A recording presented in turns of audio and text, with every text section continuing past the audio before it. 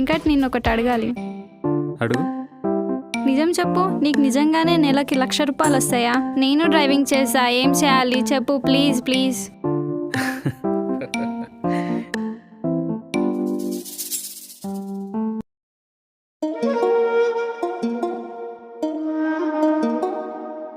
Google pay ఉందా?